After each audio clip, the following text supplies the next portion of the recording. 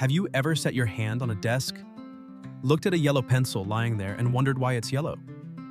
Not blue, not red, not the natural brown of wood, but yellow. The answer isn't simple at all. Behind that ordinary yellow paint is a story that stretches back more than 130 years.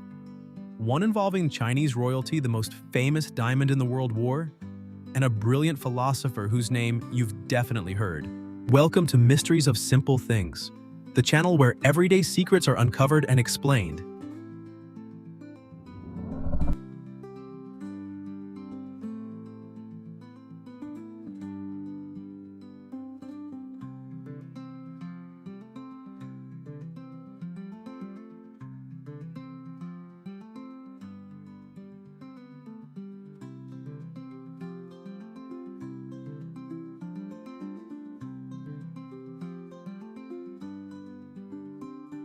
That's why millions of kids every year panic that they've been lead poisoned when a pencil pokes their hand, when in reality, there's nothing dangerous about it at all.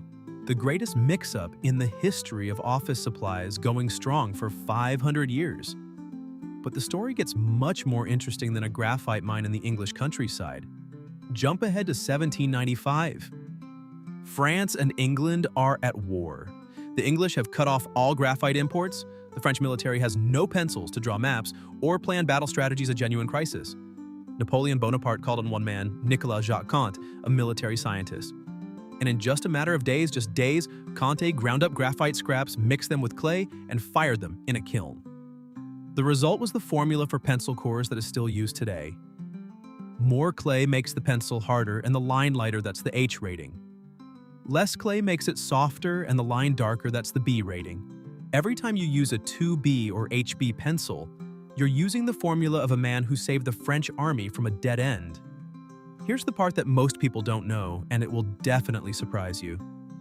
Henry David Thoreau, the author of Walden the Great, American philosopher, the man who laid the groundwork for the civil disobedience movement before he became a literary legend. He spent years working in his family's pencil factory, John Thoreau and Company, and not just doing ordinary work.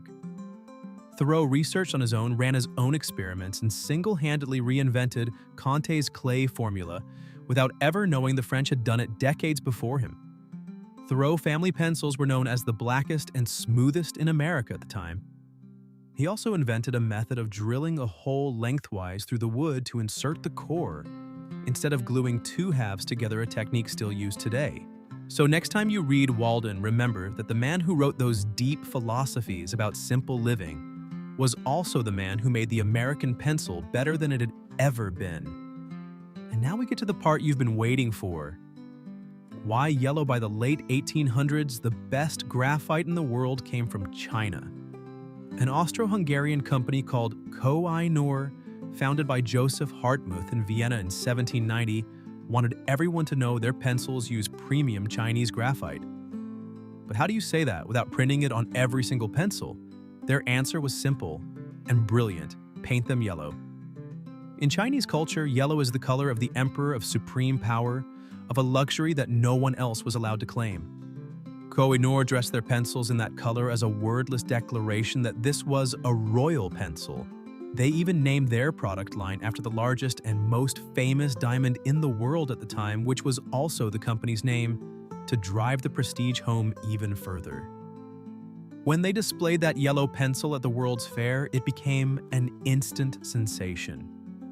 Within just a few years, American companies like Eberhard Faber started copying them. Then Dixon Ticonderoga, then dozens of others. Yellow was no longer a sign of luxury, it became the standard for reliability. And as American public schools expanded in the early 1900s, millions of kids started showing up to class with the same thing in their hands: a yellow number 2 pencil. From that point on, yellow wasn't just tied to quality. It was tied to memory, to childhood, to the smell of wood from the pencil sharpener in the corner of the classroom, to the soft scratch of graphite on a test paper. Yellow is easy to spot in a backpack, easy to see when it falls on the floor, and psychologically it's linked to energy, optimism, and focus, exactly what you need when you sit down to study. There's one more small detail you won't forget after reading this. In 1858, a man named Hyman Lipman had an idea so simple that everyone asked themselves why no one had thought of it sooner. Attach an eraser to the end of a pencil. Before that, people used breadcrumbs to erase graphite marks, yes, bread. Lippmann put the two things together and filed a patent, but the courts rejected it on the grounds that it was too simple. He had only combined two existing things rather than inventing anything new. But his idea lived on forever, and today no one can picture a pencil without a pink eraser on the end. A thin coat of yellow paint on the pencil you hold every day contains an entire world. A 500-year historical mix-up, a French military genius, a great American philosopher, the marketing strategy of a European pencil empire, and the royal culture of China. The next time you reach for a yellow pencil, whether it's to do math, sign your name, or underline a sentence in a book, remember that what you're holding isn't just a pencil. It's 500 years of history pressed into the palm of your hand.